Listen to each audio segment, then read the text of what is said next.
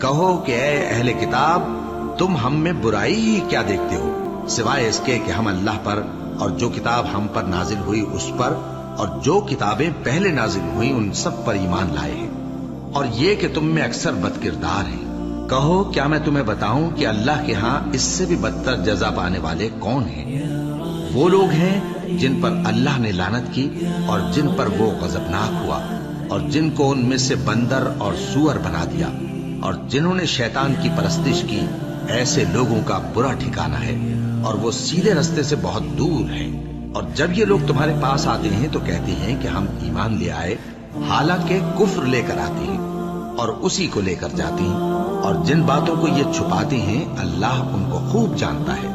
اور تم دیکھو گے کہ ان میں اکثر گناہ اور زیادتی اور حرام کھانے میں جلدی کر رہے ہیں، بے شک یہ جو کچھ کرتے ہیں برا کرتے ہیں۔ بھلا ان کے مشائخ اور علماء انہیں گناہ کی باتیں کہنے اور حرام کھانے سے منع کیوں نہیں کرتے؟ بلا شبہ وہ بھی برا کرتے ہیں۔